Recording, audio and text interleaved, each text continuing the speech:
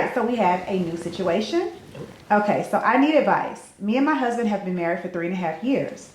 We're about to buy another house, and for the last year, our relationship has been awful.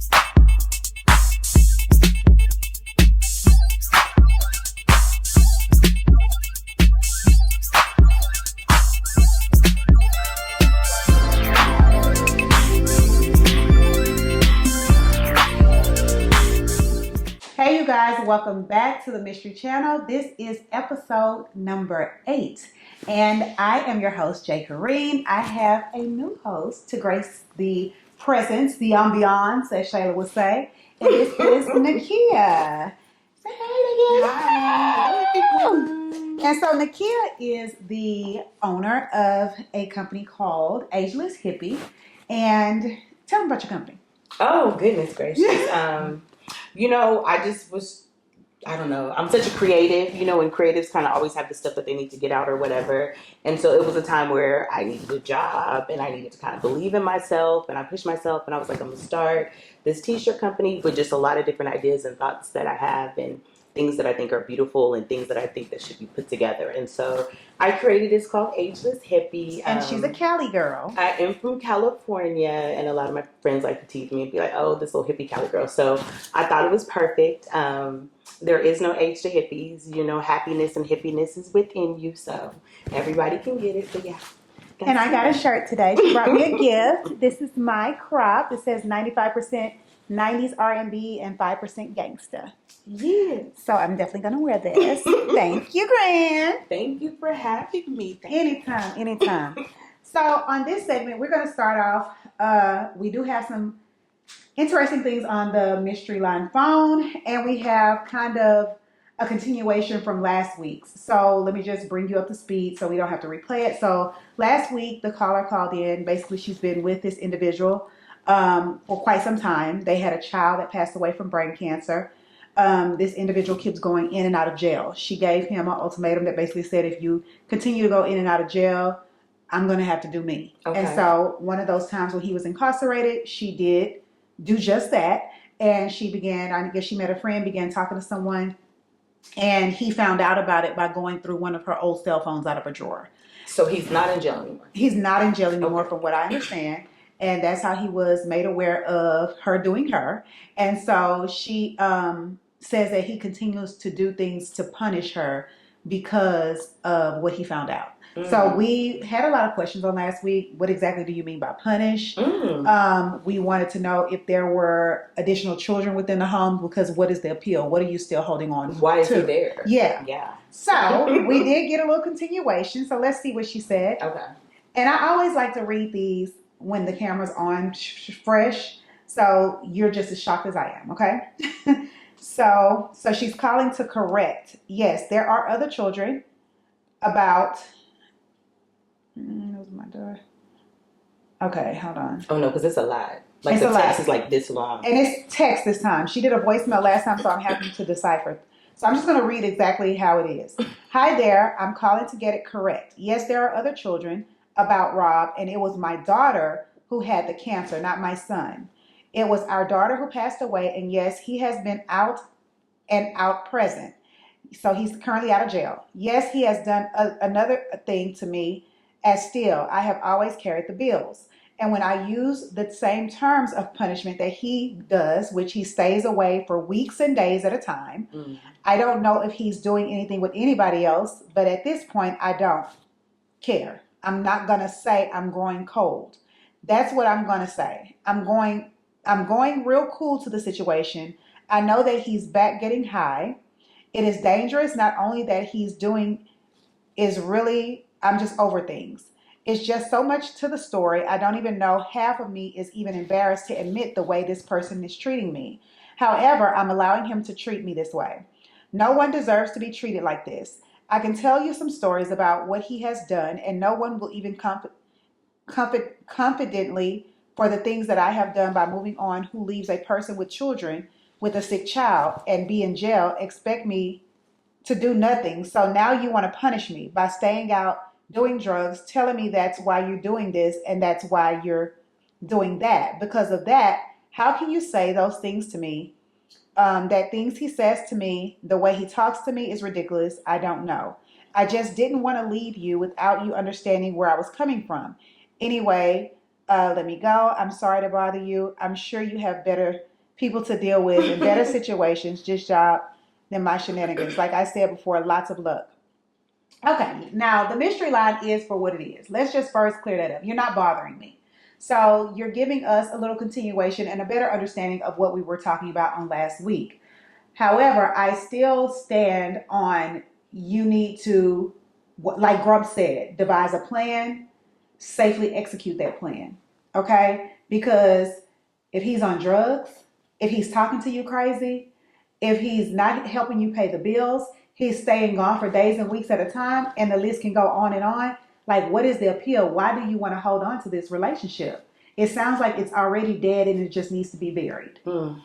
What do you think? Oh my Lord. I don't even know why he came back to your house in the first place. Like, it was horrible when he was in jail. It's going to be worse when he's out. And what's crazy is you know that you sound crazy. And I say that with lots of love. Like, you were texting us and was like, oh my God, like, I sound crazy for saying all this. So you know that you should not be in it. We know that you should not be in it. So we are definitely, I am praying that you get out. Put him out, change those locks, write a nice little note and be like, I can't love you, best of luck, but you got to do what you got to do for you and your kids. So basically, I always try to think of it as what would I tell my daughters if they came to me with the same situation. So if your daughter or your son or whomever kind of reached out to you and was like, this is what I'm going through, this man is this, is that, you would not say stay. You would not say buckle down and deal with it. You would tell them to run. So now you have to think of yourself, think of your mental, think of your peace of mind, think of your household, think of your kids, okay? And do better. We get grown. When we get grown, we got to do better. We gotta do better. We can't do 20-year-old mistakes when we're like hitting 30, 40-ish, 40, 50-ish. You know what I mean? We gotta be better. So just be better, baby. You can do it. You can. Mm-hmm. And I do want to kind of go back and I want to apologize since we made the mistake. So it was her daughter who passed away from brain cancer. So again, my condolences to the loss of your daughter.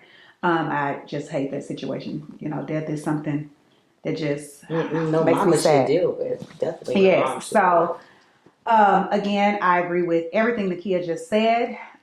You have to do what's best for you. Sounds like you're living in hell right now. Like, and you want to be this way for the duration of your life. You wanted your son to witness you go through this hell. I would say get out as soon as you can. Devise a plan. Make sure you can do it safely and execute that plan and get the hell away from him. Mm-hmm. He obviously, if he's going days and weeks at a time, it doesn't even matter who he's with at this point. It's because he knows she's going to let him back in the house. Mm-hmm. Men will do what you allow. That's true. And you allow in the world. So he's just going to act a whole fool. I mean, he's fresh out.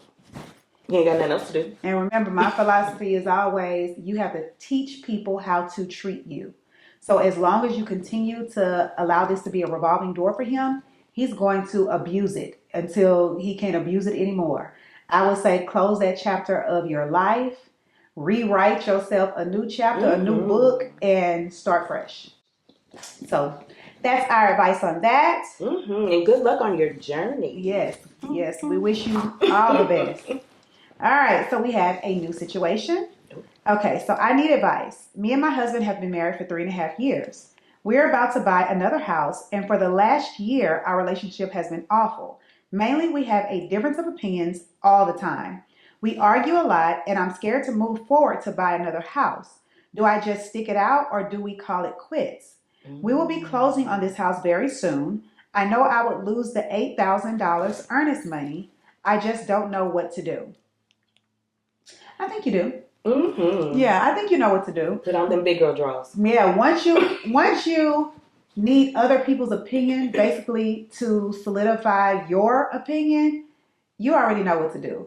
Buying a house is something that is long-term agreement, and I feel like if you are already having doubts and y'all are having these differences of opinions to where you see that it's becoming detrimental to the relationship, I would say go the other way.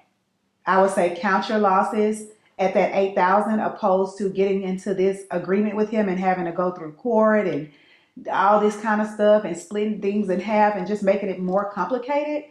I would say either go to counseling to see if this is something that you should hold on to. Your marriage is what I'm talking about.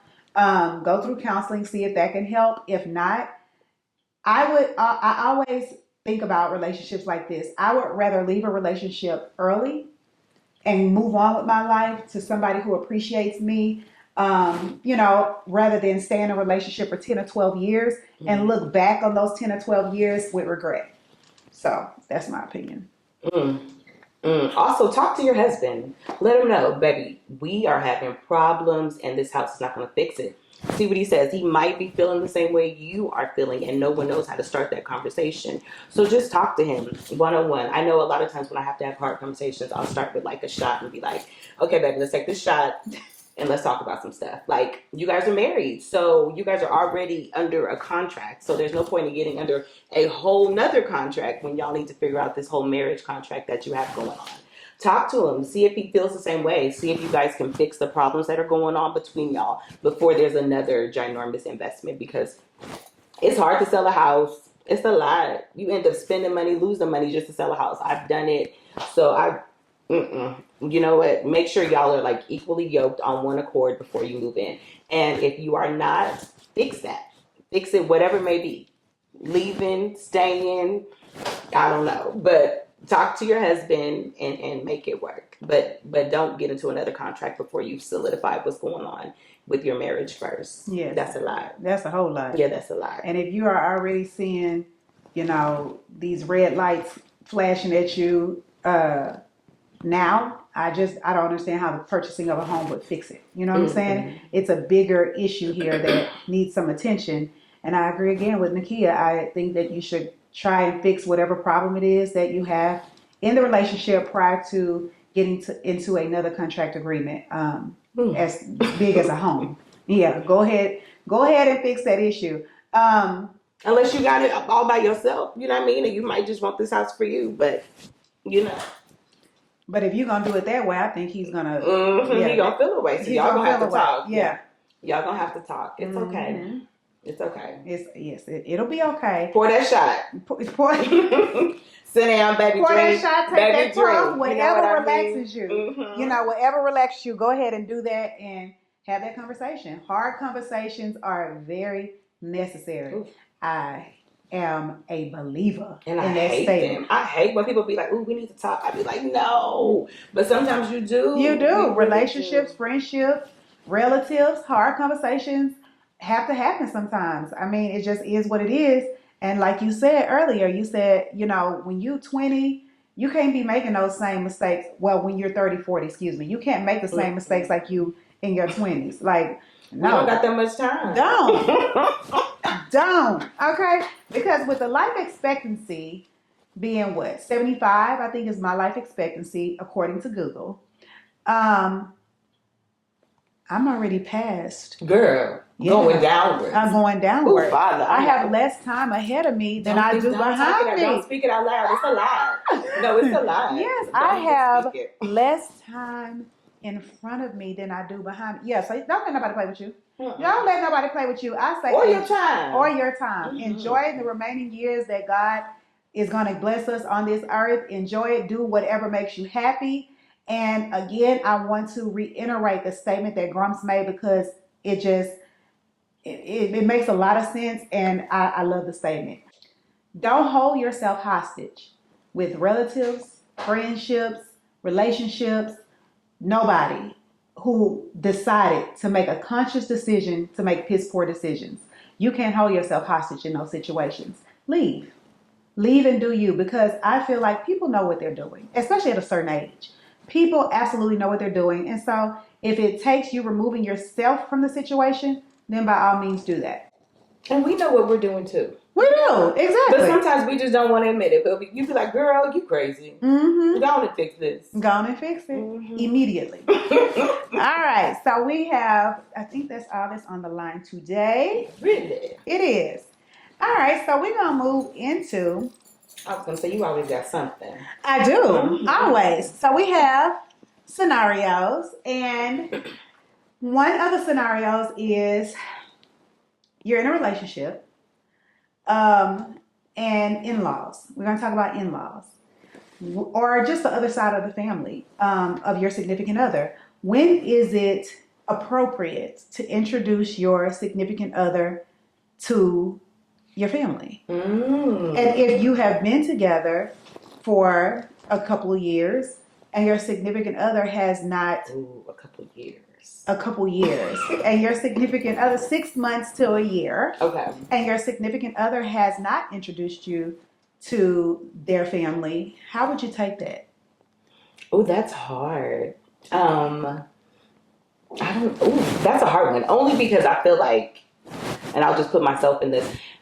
The older that I get, I'm more cautious of when I'm dealing with someone. So let's say, for instance, maybe 10 years ago, it would be like, ooh, gung ho, let's meet everybody. But now it's kind of like, let me see what you're about. Let me see how long you're gonna stick around before I even like talk to my mama, because she'll keep bringing. So what's going on? So where is, you know what I mean? So I would honestly say, I think maybe 9 months to a year would be fine to me. Like I don't necessarily need to meet your mama after 3 months. I'm just gonna be honest. All right, after 90 days, that's kind of quick. But you're already living together. Oh, we're living together. You're living together. Oh, well, then you would know my mama if we living together, because she probably would have been over or she called. Well, knowing her is different. Hearing That's you true. on the end of the phone or whatever, but actually physically meeting these individuals. Yeah. No, if we live together, you're gonna meet them anyway, because they visit and then I visit.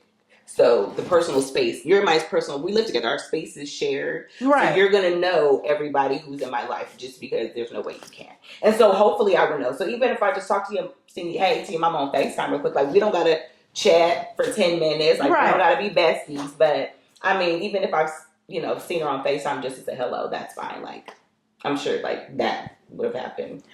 So let me clear it up, because I am the same like you. The older I get, the more cautious I am, especially who I bring around my children. If I see that it's not going anywhere, I'm not going to ever introduce you to my children.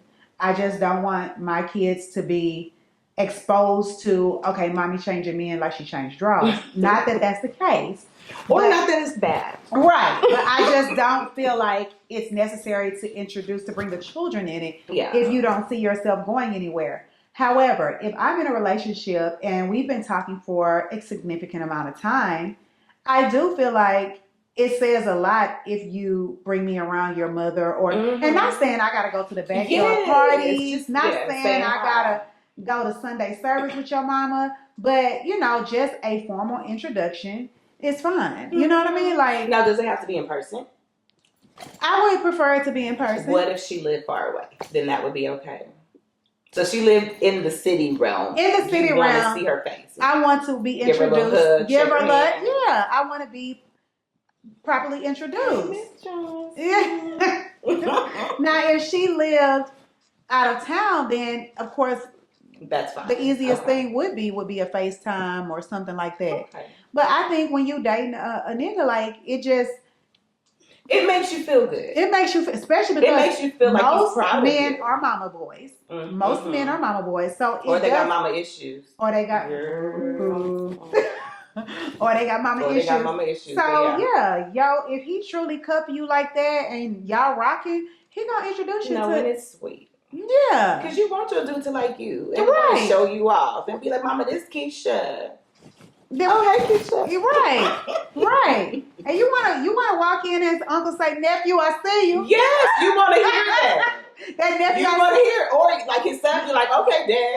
Yeah. Like, you got the young ones fighting for you too. So no, I get it. Yeah. So that was just a scenario that came up. I'm like, I wonder, how do other people feel? Do you guys feel that if you're in a relationship, and ask the men to respond? Yes, I want to know, when is it appropriate for your significant other to meet your parents? We're not even gonna say children. Your parents, your siblings, things like that. When is it appropriate? When do you feel like it's necessary? And again, if you live within, the vicinity of each other, do you want a in-person meet and greet, or do you want, is FaceTime or through social media, is that okay? But no, I want to know. I don't know if I need her following me now. What social media now, Well, I don't need your mama on my friends with list, my social media. I try to keep my Facebook a little bit more PG than my Instagram. Yeah, because that's the aunties and the moms. Yeah, and so the sisters, the older generation tends to enjoy Facebook, and then the younger generation. And look, I'm gonna just be honest. When Instagram first came out, I was like, I don't want to learn it. I already know Facebook. I'm gonna stay on the Facebook side. So it's been hard trying to build my Instagram because I just really got into Instagram a few years ago to where I'm like consistently posting on Instagram and things like that. So yes, my church members and everybody that had, back when Facebook first started, it used to, suggest people Yeah. if y'all had mutual friends. It was a way of like reconnecting. Correct. And it's like, okay, you might know this person. So all my church members and my mama's friends and all that kind of stuff is on my Facebook. On my Instagram, I get it popping. Okay. Okay, so that was one scenario. The next scenario is going to be about baby daddy, baby mama relationships. And this particular scenario, they are not together. And when the baby's daddy or mother, for that fact, when either party is not doing what needs to be done to be 100% present in that child's life, being able to provide time, being able to provide emotional support, being able to provide anything, and that the absent parent goes and finds somebody who devotes more time, money, emotional support to that child. Do you feel like the biological parent should have a say so? No. And I only say this, I got a couple baby daddies, don't judge. Anyway. I do too. No, so we never had a problem. My biggest thing that I always try to tell people when you have a baby daddy or a baby mama, whatever happens when they with the other parent, that's not your business. A lot of times it's always like a fight or a funk or whatever. It's a problem between the two because you always worried about what the other person got going on when you ain't there. I had to learn that wasn't my business. It has nothing to do with me. When it comes to me, I want the same courtesy. If I'm dealing with someone, that's not your business. I'm not going to ask you. But, one day you might come to pick him up and he's right there and I'll say, oh, this woo-woo. And then you'll meet. But other than that, like, their say-so means nothing. Nothing. And this is even like you being a good dad. So I'm not even saying he got to be a together. Dad. Yeah, we're not together. Like, so we have to be respectful of one another's spaces when it comes to being a parent. Like, you have to allow me to be the parent and have relationships and know I'm going to do my best. Just like on your end, I have to just know that you are too. Like, I can't run down every person that you meet. You know what I mean? Like, right. It's crazy. And even to try to even keep up with and think about it, like, it's crazy. But as far as what goes on in my house, that's my business. And you being my baby daddy, it doesn't play a factor in that, respectfully. And sometimes you'll get, and I'm just saying this because this is usually what happens from the baby daddy side. I want to know who around my baby and all that. So how you deal with that? I don't pay attention. I'm really good at hanging up the phone when people start talking crazy to me. Ooh. Because you are not my problem no more. Right. Her problem, them problems, they problems. Like, so no, I don't even go back. I never really was a part of the back and forth banter. Like, my baby daddies will know, like, she crazy, or she will hang up, or she's not going to engage. Like, I'm not. Because why? Number one, you're still going to be here for this kid. You're still going to do what you got to do. But you don't play a factor in my personal space. So, no. And I don't want to play a factor in yours. Right. No, I don't want to keep up with every woman. I don't want to keep up with every wife. Like, I don't, like, yeah. Like, my number one rule, I don't do baby mamas, none of that. That's not even if we're married in a relationship, like, you deal with your baby mama, you know what I mean? And I just expect you to deal, like, none of that should ever fall back on you for me to see or me to be a part of. And I try to be respectful and do the same thing when it comes to my kids' fathers. Like, it will never come back on the people I'm dating. Like, they will never see craziness. Right. And I think as long as everybody keeps it respectful and is worried about your own space and making sure your kid is good, that's all that matters. Right. And like I said, this is for baby mama or baby daddy. Because you do have some baby mamas that are absent out of children's lives. I just feel like if you are no longer in a relationship, your main concern is that child. Your concern should not be who I'm with, who I'm dating, who I got around. Because at the end of the day, I would hope that neither parent would put that child in harm's way. So what I have going on under the roof where I pay rents and lights, utilities, and all that kind of stuff. Yeah, especially if you are falling short in any area, you don't have any room to say anything, absolutely nothing. Like, you need to be muted, okay, and let me handle this situation.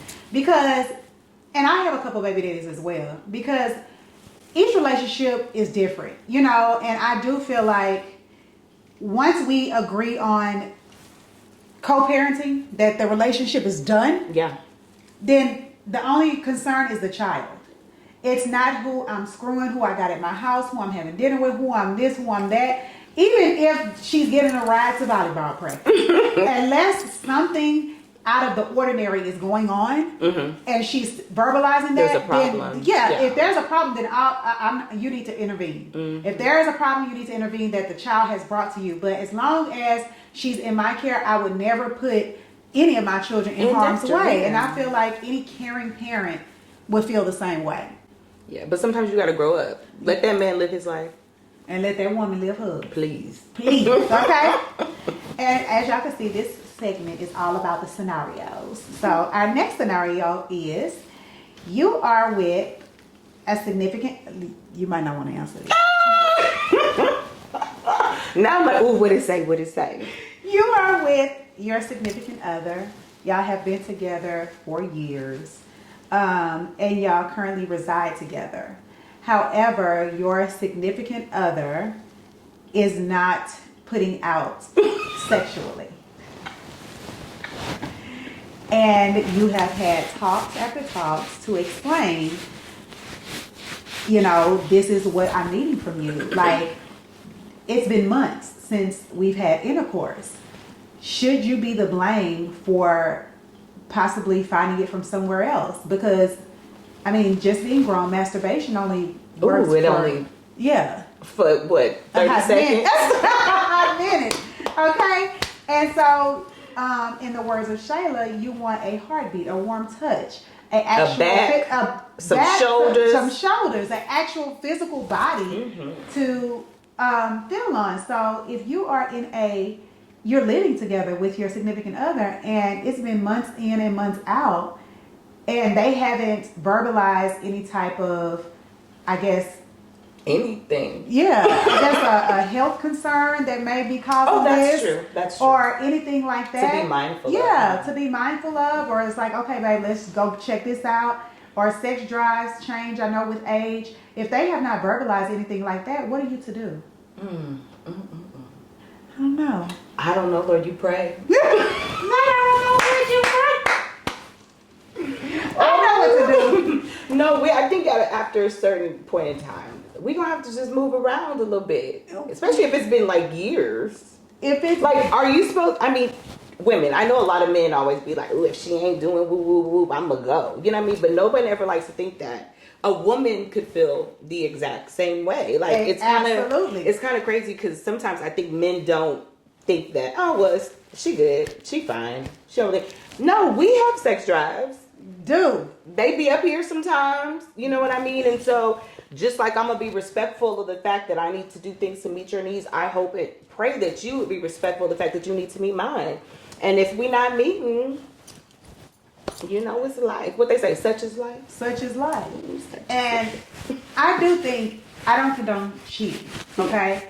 I think people make a conscious decision to step out of their relationship. But when it's an issue such as this, there needs to be a conversation that needs to be had. Yes. Again, devise a plan. And if you're not trying to have it, and if you just want to kind of joke around it, brush it up, brush it under the rug. At the end of the day, everybody's just going to have to do what they have to do. You know, because my biggest thing is, like, I don't want to feel like I'm begging you for sex. You know what I mean? Absolutely.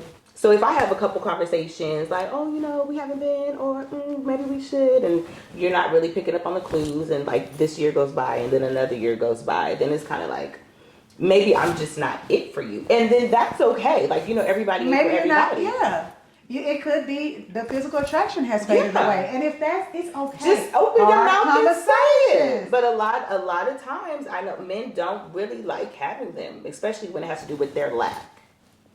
Now, when it's like a woman's lack, they want to chat all day. But when it's their lack, you know, sometimes, you know, how many men are going to be like, yeah, you know, I'm not really it's not really going anywhere, or it's not really, you know. But if I'm your mate, you need to feel comfortable with talking to me about these things. You should. Like, how can we move forward or get past it if you don't have this conversation?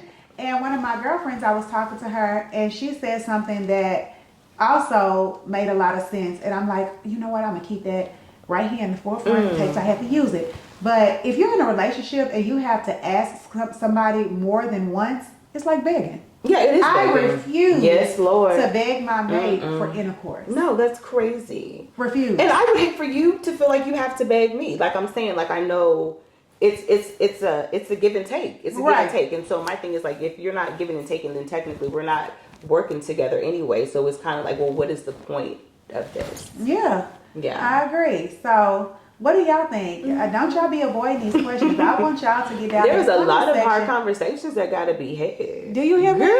Do you hear me? Y'all start buying them drinks and taking them shots with them niggas and speaking and talking. We gotta. And if you gotta have more than one shot, then so be it. Put the bottle down. Yeah, shoot. Because sometimes, like I said, I have had to have hard conversations with friends and niggas that I was dating. And hey, sometimes you do gotta take you a puff, take you a shot, chew your edible. I don't know what you do, but do whatever can calm you down and make you, it put you in a comfort zone to have that conversation. And if y'all respect each other, if y'all are mature, then it shouldn't turn into a full-fledged argument or things like that. And if it does, that speaks volumes too. Yeah. Let that go then. Let that go. That was just something. We can't even have a conversation. What we doing? What are we doing? Nothing. Especially if you ain't doing nothing no way. Do you hear me? Okay, so don't y'all avoid these questions. And there's no right or wrong. I know the way people think kind of varies. And I do like reading insight from others because it's just, me and one co-host. So I do like to hear y'all opinions. And I want y'all to get down in the comment section and give me your opinion on the callers that called in. And remember, the mystery line is available to you 24/7 for voicemails and texting capabilities. And on Thursdays, 7 p.m., if you want to call in and verbally talk to us. I would say the calling in probably is the most beneficial because we get to ask those questions sometimes when they're like in the moment. Right, in the moment, so that we can give you a little bit more when we're providing our opinions. But again, that mystery line is 346-631-6449. And this is a wrap with episode number 8. See you guys next time. Bye, guys. Bye. Who's calling it? Who's calling it?